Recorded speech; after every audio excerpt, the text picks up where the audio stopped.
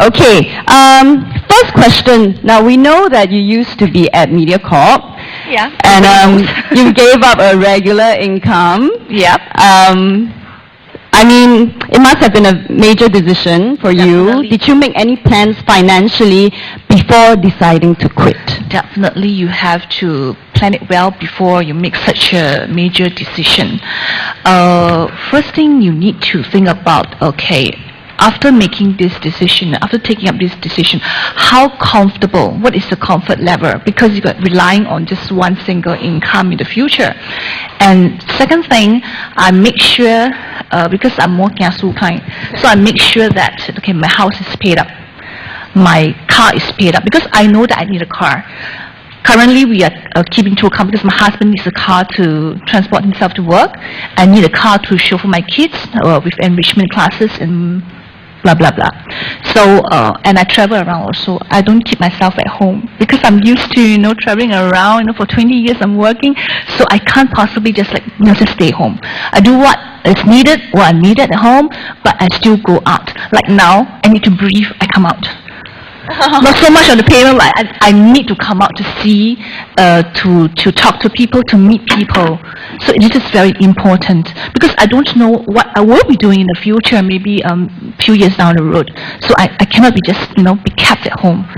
So I need to make sure that okay, I'm still well informed. I'm still learning, and for financially, I know that I have reached a certain level that I'm comfortable. So to make such a major decision, because I don't want myself to be a burden to my husband. Right. So did you discuss this decision with your husband, and what was his reaction? Definitely. Actually, this thought has came to our mind a long time ago. Not really a long time ago, because I told myself I don't work until I die. Okay, I want to reach a certain point of time. I go slow. I go slow, and finally, I rest. But I want to know whether what were my plans in 2 years down the road. I'm not too sure as yet. But I tell myself, okay, this is currently we have entered another phase of life, because at that time I was pregnant with my second one, and we have a different focus. So we came out with a decision and we discussed quite a long time. It's quite a painful decision because acting has all the while been my interest, my passion. So to make this major decision, it was really not easy. I got to admit. But to a certain point of time, if you need to make a decision, you have to make a decision. So both of us, as my wife, we just sat down and we talked seriously about it, and we think that okay, that would be the best for the family and for the children. And for myself also, I don't get myself so busy because I'm the kind of mother who would like to get involved with children, my kids, my family. So I don't want to leave behind everything with the maid. I want to get involved. I want to know what my children are doing. I want to know how they developed. I want to get myself involved. Yeah. So that's the main reason why we make the decision. What are some of the changes or adjustments to your lifestyle now? I don't have a regular pay lah. But I still have. It's just that my boss has changed. Your boss is now your husband. MediaCorp, yeah, my husband.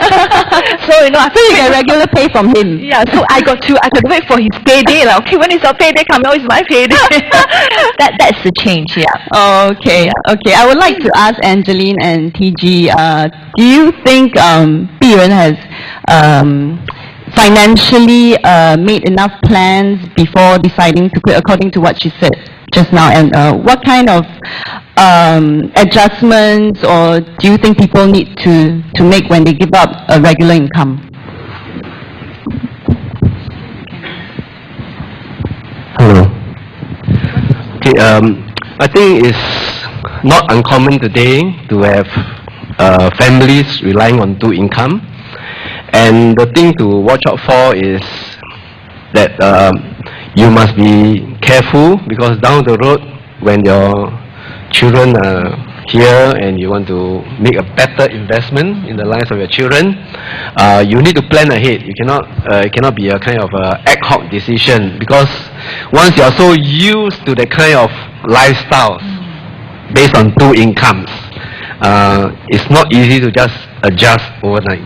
So it's good that you plan ahead and then have the concurrence of your spouse, because it's always good when you're starting out, knowing that down the road, if you're going to give up your job to look after your children, to always work on as though you have one income. Because a luxury, once accustomed to, can become a necessity.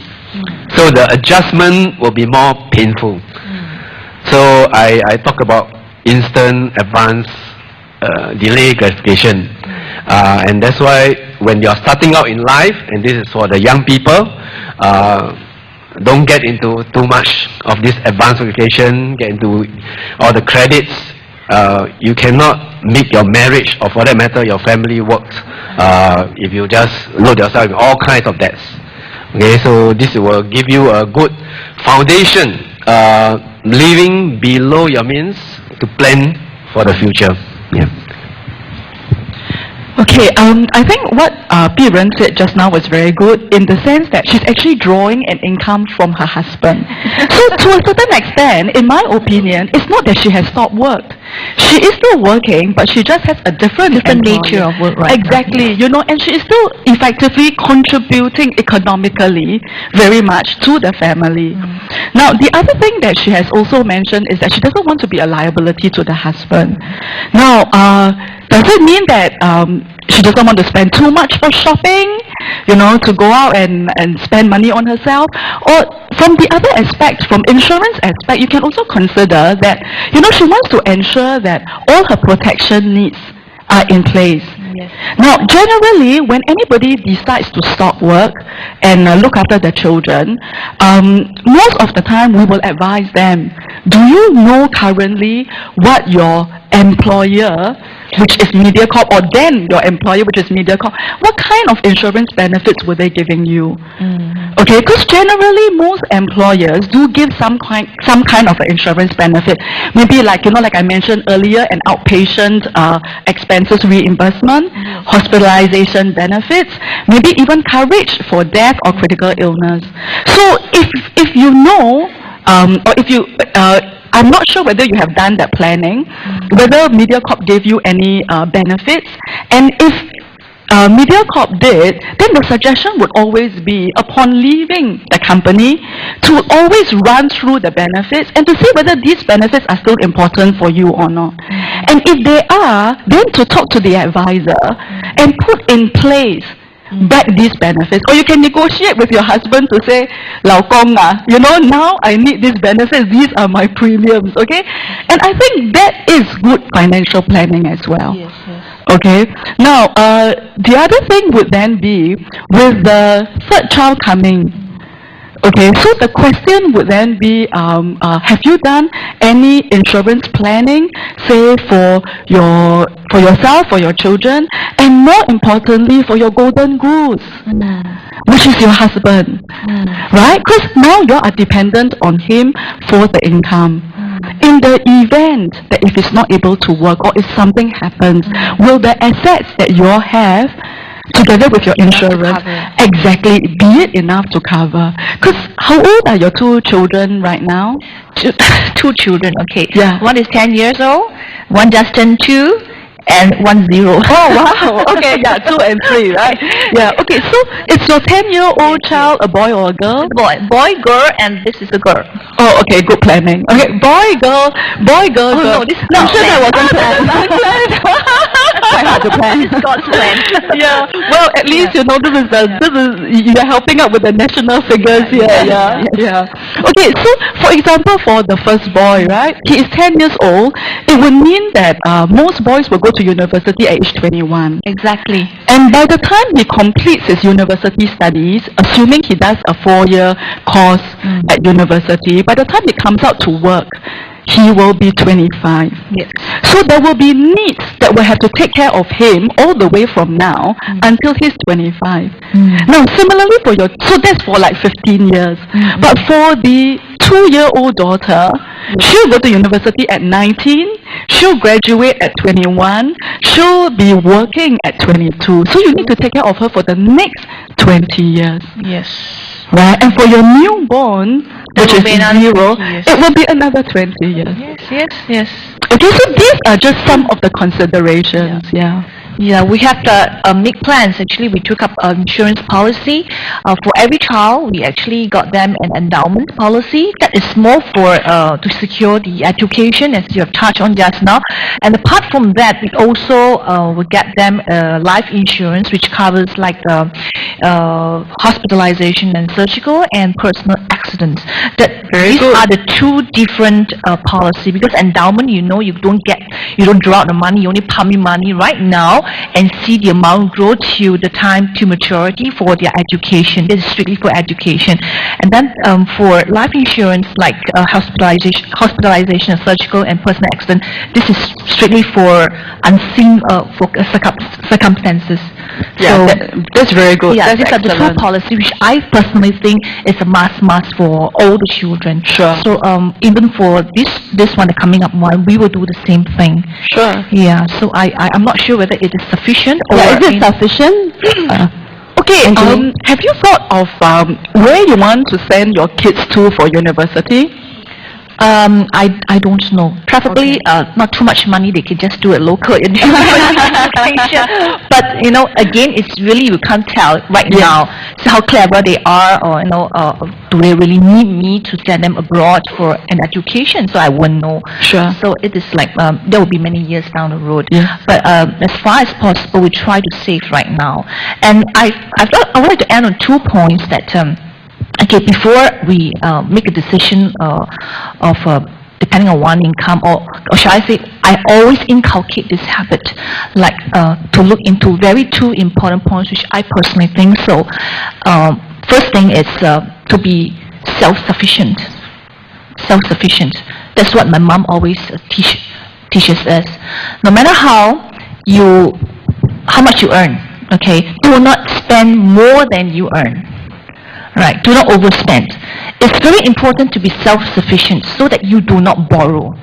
When you do not borrow, you don't get yourself in debt. Because when you borrow, sometimes you just can't tell. The thing just go deeper and deeper and deeper. The amount just go very huge. It becomes unimaginable. You cannot pay up for it. Second thing, being self-sufficient is still not enough. You must have surplus. You must have this amount to keep aside for rainy days. Your mom has taught you well. All the while, because she practices that, so she wants her children, we have 3 of us, my elder sister and 1 younger brother, so 3 of us always bear this in mind, that not only you have to be self-sufficient, you don't borrow, and then you must have surplus.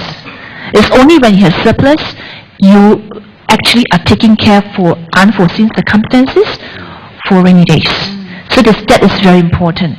So that's why I was able to and so daring to make such a big step, such a big major decision. To become a full-time mother and a yes, full-time yes. So housewife. it is important. So I thank my mom for all the while, inculcating me this habit, and to prepare myself mentally that what you want to do, Yeah. you actually plan beforehand. So talking about that, Biren, did you have like a big sum of savings very ready big before lah. deciding to quit? No, okay, whether big or not, it depends on individual. Yeah, I know. Right. Whether sufficient or not, it really depends on individual. As for me, I'm glad that I'm quite easy to maintain, I would say. I'm not a spendthrift.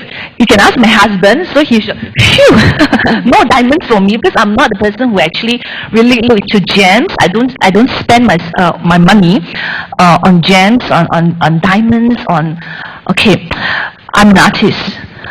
So I do pamper myself on branded stuff sometimes, but I'm not the kind who crazy over all these stuff. I do carry, I do own them, but I don't go by season. Some of our colleagues, I would say, don't name, they say, okay, this is the summer season, this is the spring season, this is the autumn season, winter season. Every collection they must have one. But for me, I don't. I'm the smarter kind. I buy one item that I can use for 4 seasons. Very wise. Okay, so I make sure that I don't go. I advise myself, I don't go for trends. I buy something that is practical and also practical for the pocket. So, I do own them. It's not that I don't, but at the same time, I know that, it doesn't burn a hole in my pocket. So it is important for me. Yeah. Yeah. Okay. Talking about sufficient savings, some people say that it's important to have 6 months of your salary as for emergency purposes. DG, what do you think about that figure? Well, I think it's not just providing for 6 months, but like what Iran has shared, it's a habit that you want to cultivate, that you want to consistently make sure that you spend less than what you earn. Then you won't get into trouble. And, for a lot of people, it's not the income that they earn, it's how they manage the money that comes into their hand. I mean, you look at the cases, just now I showed you about Mike Tyson, Michael Jackson, and many, many other people that have counseled. You can have high income, but you can also have high expenses.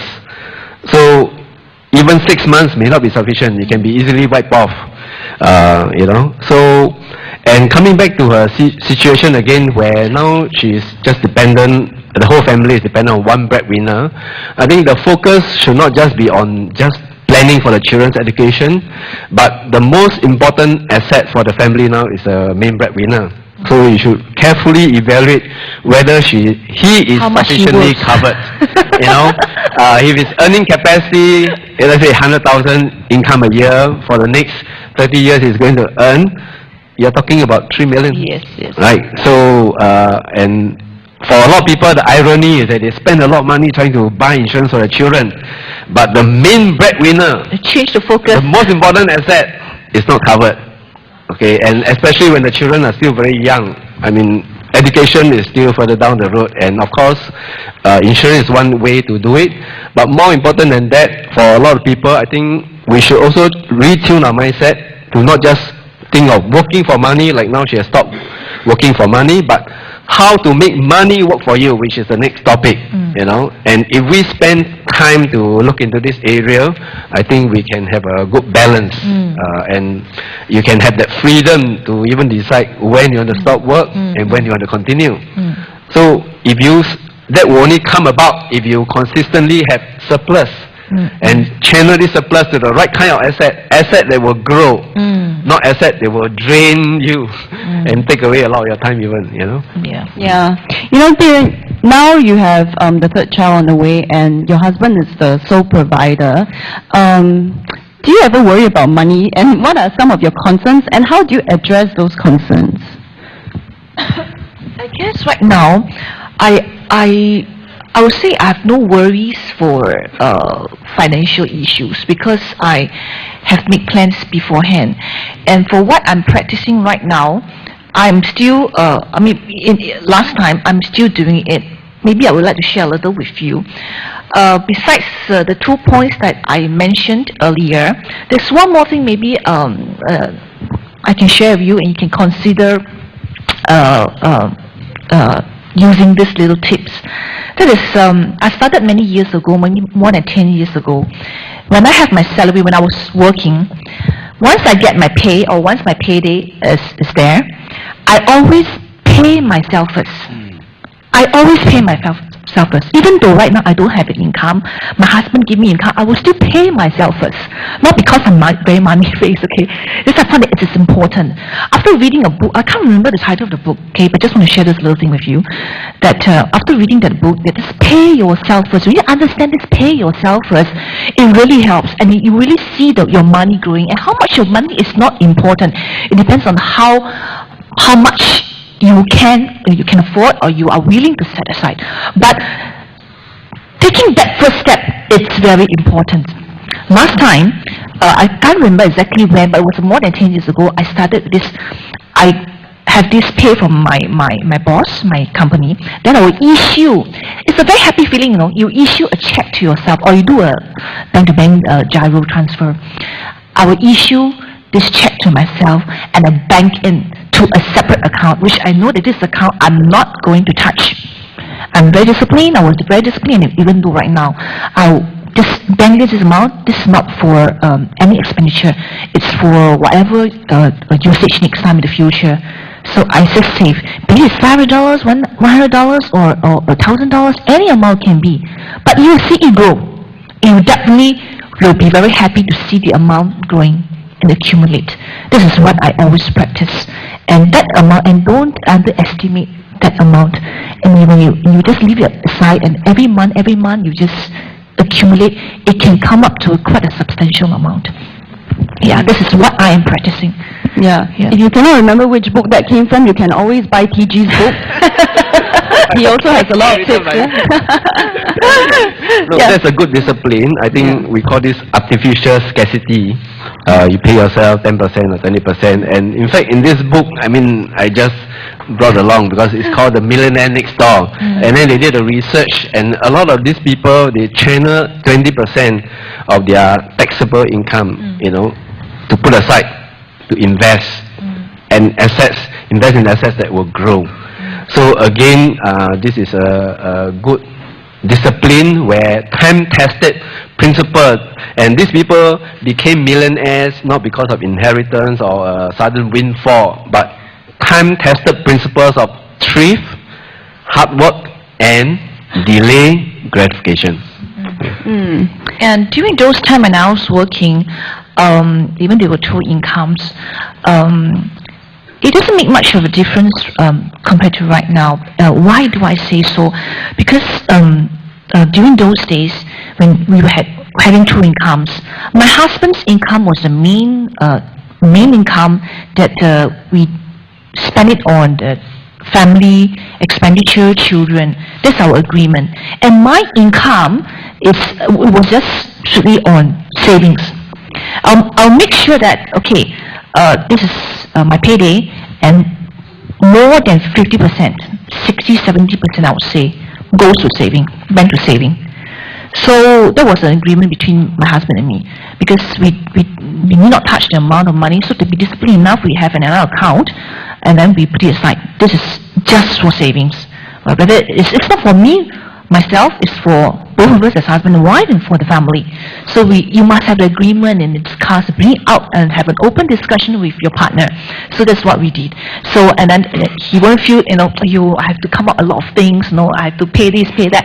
Let him know that, this, your amount of money that you bring back, it's for expenditure for family, whether it's groceries, marketing, children's education, enrichment classes, blah, blah, blah. But my income, it's for saving for our future, for the entire family. Yeah, that's agreement between both husband and wife, and for the benefit of the whole family. That's how we arrange. Angeline, I would like to go back to insurance. I think we all know that a lot of Singaporeans are underinsured. We were just talking about, being married and having kids, but how about for somebody like myself, single, working? Do you think paying, it says here, according to a local women's magazine, Michelle spends 20K on insurance premiums. Do you think that's sufficient? That's true. Well, maybe then, if I may ask you some questions, based on the blueprint that we saw earlier on the possibility tree, are you able to identify which are your needs on the possibility tree? And once you have identified them, then can you then look back at your insurance policies right now and say, oh yeah, I bought this 3 years ago, it was for hospitalization. So you put a mark there, yes, I have the hospitalization. Oh, I bought this, 2 years ago, and it was for critical illness. Oh, I bought this, it was for what? And then, from what you have to what you actually wanted from the first place, you do a match and see if it matches. So, I don't know, whether the magazine is speaking the truth in terms of what you're paying in terms of insurance, And really, sometimes it's not a case of how much you buy, but it's a case of what you buy. And our advice to the clients is always, there are so many different bases. Like I mentioned before, there is no crystal ball for us to look into and say, hey, this is going to be my path, this is what's going to happen to me. So rather than banking on a few of the bases in the possibility tree, the best actually is to have a little bit in everything. Okay, now maybe as an artist, I would say maintaining your lifestyle or being independent is probably very important for you as a single. You do not want to, rely on your parents, more on your friends. You don't want to rely on your friends. So perhaps a disability income insurance is something that you may need to go back and check. Flip through all your documents and say, hey, do I have this or not? Talk to your agent again. Yeah? Okay. Yeah. Maybe one just last gentle reminder, okay? Like for most people, say for example for Pi Ren herself, she says that, she'll be buying a policy for the third child when the third child is born, right? Now I can imagine you're going to be busy with the two children because you like to be involved in the activities, and you're going to be busy with this newborn, and I suppose you still have to pay a little bit of attention to your husband as well, right? So time-wise, it's always very tight. And very often as an advisor, the problem we get with clients is, okay, you come and see me today, but I only have half an hour for you. Now, don't fall into this trap. If insurance is important for you, do set aside time, enough time with the advisor to run through an agenda that is important for you. And of course, reiterating some of the points that I've mentioned earlier, don't sign on blank forms. You may say, oh, I already know the advisor so long already, kawan already, and the advisor knows all my details and all. I just sign, you tell me where to sign. You bring home these forms and then you fill it out. Okay, the good practice is always get the advisor to fill in all the forms, to fill in all the areas, to ask you all the necessary questions. Set aside the time for them. Okay, so that's just a gentle reminder. Yeah. Thank you so much for that advice. And with that, we come to the end of our first panel discussion. Round of applause for our three panelists. Thank you. We'll take a short break right now. There are some light refreshments outside, but please come back to the room here by 11:30 a.m. See you later.